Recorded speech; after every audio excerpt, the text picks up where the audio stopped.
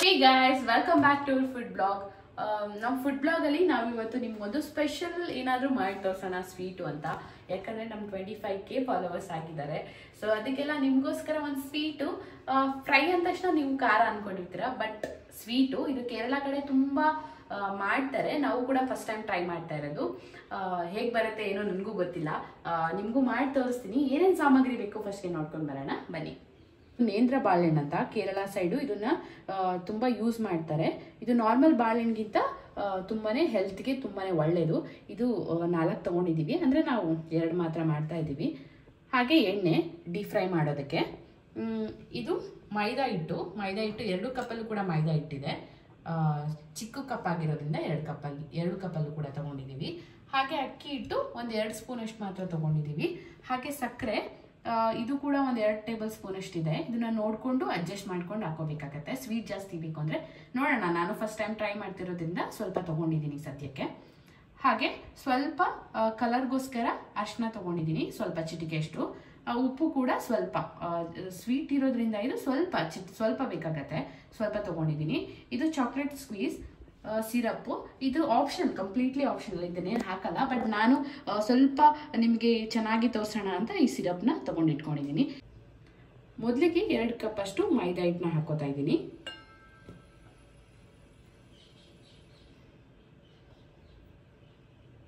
ಇದಕ್ಕೆ 1-2 ಸ್ಪೂನ್ ಅಷ್ಟು ಅಕ್ಕಿ ಹಿಟ್ಟನ್ನ ಹಾಕೊಳ್ಳೋಣ. ಅಕ್ಕಿ ಹಿಟ್ಟು ಹಾಕೊಳ್ಳೋದ್ರಿಂದ ಕ್ರಿಸ್ಪಿಯಾಗಿ ಬರುತ್ತೆ, ಅದಕ್ಕೋಸ್ಕರ ಅಕ್ಕಿ ಹಿಟ್ಟನ್ನ ಹಾಕೋತಾ ಇರೋದು. ಅರಿಶಿನ ಪುಡಿ, ಇದು ಕಲರ್ಗೋಸ್ಕರ, ನ್ಯಾಚುರಲ್ ಆಗಿರ್ಲಿ ಅಂತ. ಯಾವುದೇ ಫುಡ್ ಕಲರ್ ಯೂಸ್ ಮಾಡ್ತೀವಲ್ಲ ಅದಕ್ಕೋಸ್ಕರ ಅರಿಶಿನ ಹಾಕೋತಾ ಇರೋದು. ಈಗ ಸಕ್ಕರೆ 4 ಟೇಬಲ್ ಸ್ಪೂನ್ ಅಷ್ಟು ಹಾಕೋತಾ ಇದ್ದೀನಿ. ಸ್ವೀಟ್ ಜಾಸ್ತಿ ಬೇಕು ಅಂದ್ರೆ ಜಾಸ್ತಿ ಹಾಕೋಬಹುದು. ನೋಡೋಣ ಇದು ಎಷ್ಟು ಸಾಲ್ಕೊ ಬಂದ್ರೆ ಇನ್ನೊಂದು ಸ್ವಲ್ಪ ಹಾಕ್ತೀನಿ. ಸದ್ಯಕ್ಕೆ 4 ಸ್ಪೂನ್ ಹಾಕಿರ್ತೀನಿ. ಇದಕ್ಕೆ ಉಪ್ಪು ಹಾಕೊಳ್ಳೋಣ. 1/4 ಟೇಬಲ್ ಸ್ಪೂನ್, ಸ್ವಲ್ಪ ಹಾಕೊಂಡ್ರೆ ಸಾಕಾಗುತ್ತೆ, ಇಷ್ಟು ಸಾಕಾಗುತ್ತೆ. ಫಸ್ಟ್ಗೆ ಇದನ್ನ ನೀಟಾಗಿ ಮಿಕ್ಸ್ ಮಾಡ್ಕೊಂಡು ಬಿಡೋಣ. ನೀಟಾಗಿ ಮಿಕ್ಸ್ ಆದರೆ ಕೋಟಿಂಗ್ ಚೆನ್ನಾಗಿ ಬರುತ್ತೆ ಅಂತ. ಈಗ ಇದಕ್ಕೆ ಸ್ವಲ್ಪ ನೀರು ಸೇರಿಸ್ಕೊಂಡು ಕಲಿಸ್ಕೊಳ್ಳೋಣ. ಇದು ತುಂಬ ಗಟ್ಟಿಯಾಗಿರಬಾರ್ದು, ತೆಳ್ಳಗೆ ಇರಬೇಕು. ನೋಡ್ಕೊಂಡು ಕಲಿಸ್ಕೊಳ್ಳೋಣ. ಒಂದೇ ಸರಿ ಜಾಸ್ತಿ ಹಾಕೋದು ಬೇಡ, ನೋಡ್ಕೊಂಡು ಸ್ವಲ್ಪನೇ ಹಾಕೊಳ್ಳಿ. ಇನ್ನೂ ನೀರು ಹಿಡಿಯುತ್ತೆ. ನಾರ್ಮಲ್ ಬಜ್ಜಿ ಎಲ್ಲ ಮಾಡ್ತೀರಲ್ಲ ಆ ಕನ್ಸಿಸ್ಟೆನ್ಸಿ ಕಲ್ಸ್ಕೊಂಡ್ರೆ ಸಾಕಾಗತ್ತೆ ಅನಿಸುತ್ತೆ. ನೀಟಾಗಿ ಇದನ್ನು ಮಿಕ್ಸ್ ಮಾಡ್ಕೋಬೇಕು. ಗಂಟಿಲ್ಲದ ರೀತಿ ಕಲ್ಸ್ಕೋಬೇಕಾಗತ್ತೆ. ಇದನ್ನು ಈ ಥರ ಗಂಟೆಲ್ಲ ಇರಬಾರ್ದು, ಆ ರೀತಿ ನೀವು ಕಲಸಿಟ್ಕೋಬೇಕಾಗತ್ತೆ. ನೋಡಿ ಸ್ಲರಿ ಈ ಥರ ಇದೆ ನೋಡಿ, ಸ್ವಲ್ಪನೂ ಗಂಟಿಲ್ಲ. ಹಾಗೆ ಕನ್ಸಿಸ್ಟೆನ್ಸಿ ನೋಡ್ಬೋದು ನೀವು.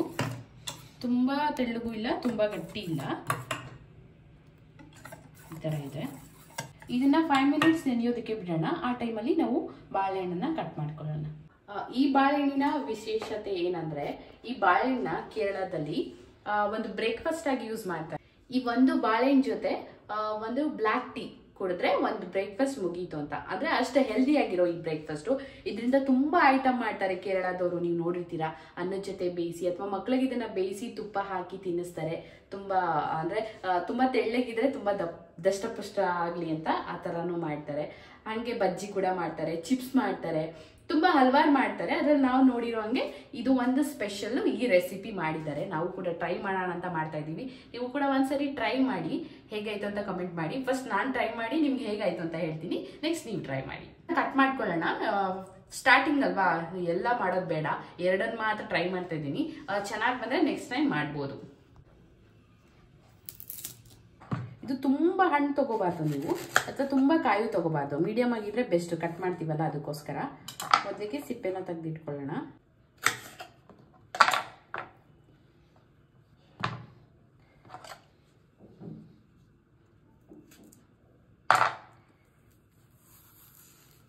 ನೋಡಿ ಈ ಥರ ಸ್ವಲ್ಪ ಕಾಯಿ ಇರ್ಬೇಕು. ಈ ಥರ ನೋಡಿ ಹಿಂಗೆ ಬರ್ತಾ ಇದ್ದಲ್ಲ.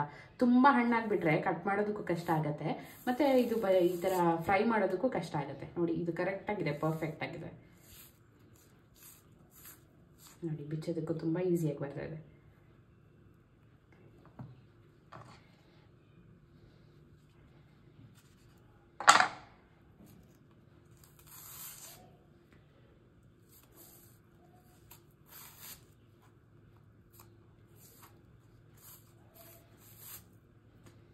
ನೋಡಿ ಈಗ 2 ರೆಡಿಯಾಗಿದೆ. ಇದನ್ನು ಕಟ್ ಮಾಡೋಣ ಈಗ. ಆ್ಯಕ್ಚುಲಿ ಅವರು ಉದ್ದುದ್ದಾನೆ ಕಟ್ ಮಾಡ್ತಾರೆ, ನಾವು ಇಲ್ಲಿ 2 ಪೀಸ್ ಆಗಿ ಮಾಡೋಣ, ತುಂಬ ಉದ್ದ ಬೇಡ.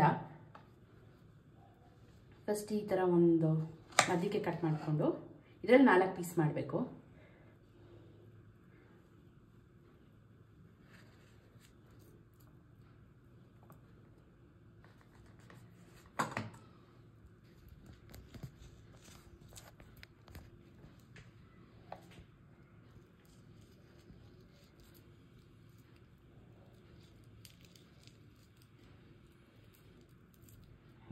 ನೋಡಿ ಇಷ್ಟು ದಪ್ಪ ಇದ್ರೆ ಸಾಕಾಗತ್ತೆ. ಒಂದರಲ್ಲಿ 4 ಮಾಡಿದ್ರೆ ನೋಡಿ, ತುಂಬ ತೆಳ್ಳಗೂ ಇಲ್ಲ, ತುಂಬ ದಪ್ಪನೂ ಇಲ್ಲ, ಚೆನ್ನಾಗಿರುತ್ತೆ. ತಿನ್ನೋದಕ್ಕೂ ಕೂಡ ಬಾಯಿಗೆ ಸಿಗುತ್ತಲ್ಲ, ಅದು ತುಂಬ ಚೆನ್ನಾಗಿರುತ್ತೆ. ತೀರಾ ತೆಳ್ಳಗೆ ಮಾಡಿಬಿಟ್ರೆ ನೀವು ಅದು ಬಾಯಿಗೆ ಸಿಗೋದಿಲ್ಲ. ನಿಮಗೆ ರೌಂಡ್ ಇಷ್ಟ ಆದರೆ ರೌಂಡ್ ಶೇಪಲ್ಲಿ ಕೂಡ ಮಾಡ್ಕೋಬೋದು. ಬಟ್ ಕೇರಳ ಸೈಡಲ್ಲಿ ಹೀಗೆ ಮಾಡ್ತಾರೆ. ಬಟ್ ಫುಲ್ ಉದ್ದ ಇದು ಹೇಗಿದೆಯೋ ಹೀಗೆ.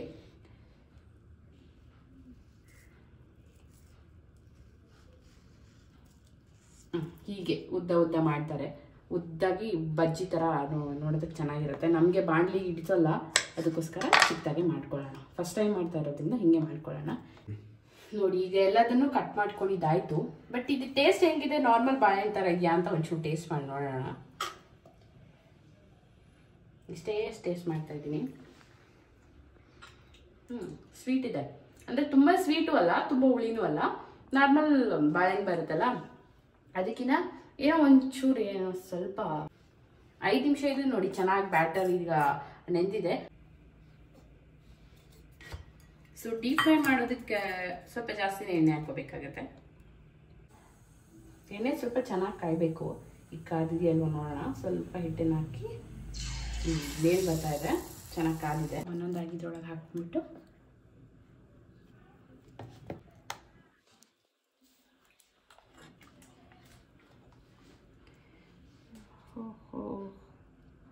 ನೀವು ಬೇಕಂದರೆ ನೀವು ಸ್ವಲ್ಪ ಗಟ್ಟಿ ಕಲಿಸ್ಕೋಬೋದು. ಸ್ವಲ್ಪ ತೆಳ್ಳಗಾಯ್ತು ಅನಿಸುತ್ತೆ. ಎಣ್ಣೆ ಕಾದ್ಮೇಲೆ ಲೋ ಫ್ಲೇಮಲ್ಲಿ ಇಟ್ಕೊಳ್ಳಿ ಯಾವತ್ತು ಹಾಕಬೇಕಾದ್ರೆ, ಆಮೇಲೆ ನೀವು ಹೈ ಮಾಡ್ಕೋಬೋದು. ಎಣ್ಣೆ ಚೆನ್ನಾಗಿ ಕಾದಿದೆ. ಇಟ್ಟು ಸ್ವಲ್ಪ ನೀವು ಗಟ್ಟಿಯಾಗಿ ಮಾಡ್ಕೊಳ್ಳಿ. ಸ್ವಲ್ಪ ತೆಳ್ಳಗಾಯಿತು.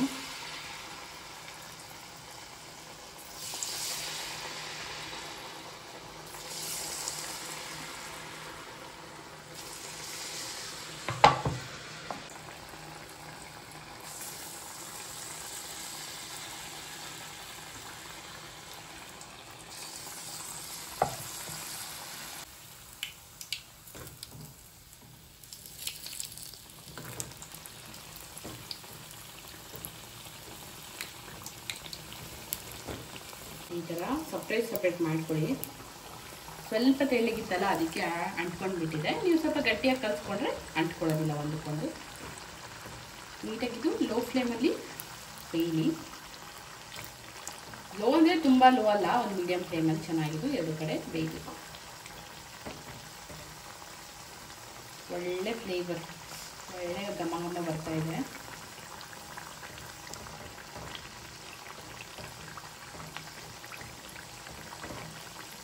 ಸ್ವಲ್ಪ ಹಾಕಬೇಕು, ಕಲರ್ ಚೇಂಜ್ ಆಗಬೇಕು.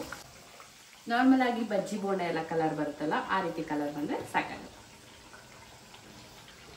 ಇದಾಗಿದೆ ಅನ್ಕೊಂತೀನಿ. ಇದಾಗಿದೆ, ತೆಗೆದುಕೊಂಡ್ಬಿಡೋಣ.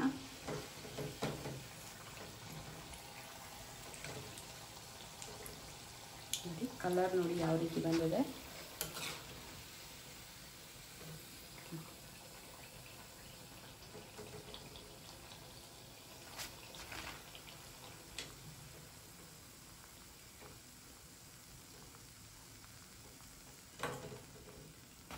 ನೋಡಿ ಕಲರ್ ಯಾವ ರೀತಿ ಬಂದಿದೆ, ತುಂಬಾ ಚೆನ್ನಾಗಿ ಕಾಣಿಸ್ತಿದೆ ಅಲ್ಲ.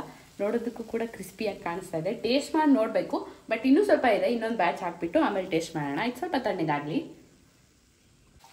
ಈಗ ಇನ್ನೂ ಉಳಿದಿರೋವಂಥದ್ದನ್ನೆಲ್ಲ ಹಾಕ್ಕೊಂಬಿಡೋಣ.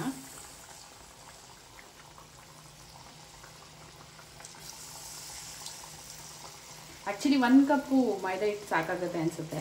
ನಾನು 2 ಕಪ್ ಆಗಿಬಿಟ್ಟು ಜಾಸ್ತಿ ಆಯಿತು. ಸೊ ಇದೇನು ವೇಸ್ಟ್ ಆಗಲ್ಲ. ನೀವು ಇದರಿಂದ ಒಂದು ಪ್ಯಾನ್ ಕೇಕ್ ಕೂಡ ಮಾಡ್ಕೋಬೋದು. ಅದು ಕೂಡ ಮಾಡಿ ತೋರಿಸ್ತೀನಿ ನಿಮಗೆ. ನೋಡಿ ನೇಂದ್ರ ಬನಾನಾ ಫ್ರೈ ರೆಡಿಯಾಗಿದೆ. ತುಂಬಾ ಕ್ರಿಸ್ಪಿಯಾಗಿ ತುಂಬ ಸಖತ್ತಾಗಿದೆ. ನಿಮಗೊಂದು ಕಟ್ ಮಾಡಿ ತೋರಿಸ್ತೀನಿ. ನೋಡಿ ಕ್ರಂಚಿನೆಸ್ ನೋಡ್ಬೋದು ನೀವು. ಒಳಗಡೆ ಬಾಳೆಹಣ್ಣು ತುಂಬ ಚೆನ್ನಾಗಿ ಬೆಂದಿದೆ. ಸ್ವೀಟು ಕೂಡ ತುಂಬ ಚೆನ್ನಾಗಾಗಿದೆ. ಸ್ವೀಟ್ ನೀವು ಅಡ್ಜಸ್ಟ್ ಮಾಡ್ಕೋಬೋದು. ಈಗ ತಿಂದು ನೋಡೋಣ ಹೇಗಾಗಿದೆ ಅಂತ. ಸುಡ್ತಾ ಇದೆ, ಸ್ವಲ್ಪ ಹಾರಿದ ಮೇಲೆ ಕ್ರಿಸ್ಪಿಯಾಗಿ ಚೆನ್ನಾಗಿರುತ್ತೆ. ಸ್ವಲ್ಪ ತಣ್ಣಗಾಗಲಿ.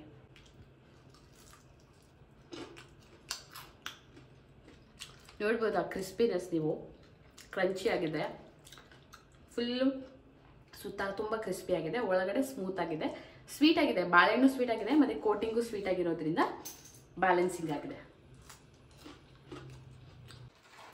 ನೀವು ಕೂಡ ಒಂದ್ಸರಿ ಡೆಫಿನೆಟ್ಲಿ ಮನೇಲಿ ಟ್ರೈ ಮಾಡ್ಬೋದು. ಸೂಪರ್ ಆಗಿದೆ, ಟ್ರೈ ಮಾಡಿ.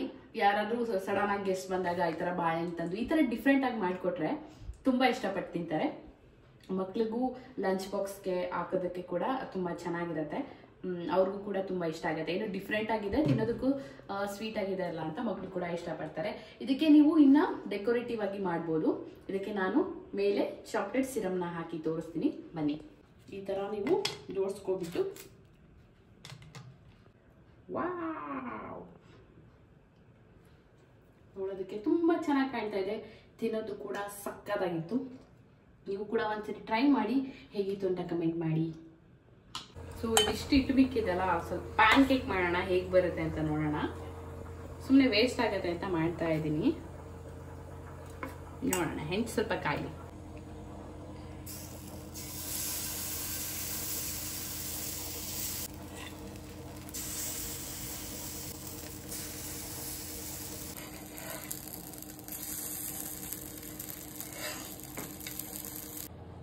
ಸೊ ನೋಡಿ, ಪ್ಯಾನ್ ಕೇಕ್ ಈಗ ರೆಡಿ ಆಗಿದೆ. ಈ ಥರ ನೀವು ಮಾಡ್ಕೋಬೋದು. ಹಿಟ್ಟೇನಾದರೂ ಮಿಕ್ಕಿದ್ರೆ ಮೇಲೆ ಚಾಕ್ಲೇಟ್ ಹಾಕಿ ಮಗಳಿಗೆ ಕೊಟ್ಟರೆ ತುಂಬ ಇಷ್ಟ ಆಗುತ್ತೆ. ನೋಡಿದ್ರಲ್ಲ, ತುಂಬಾ ಈಸಿಯಾಗಿ ಯಾವ ರೀತಿ ಮಾಡ್ಕೊಳ್ಳೋದು ಅಂತ.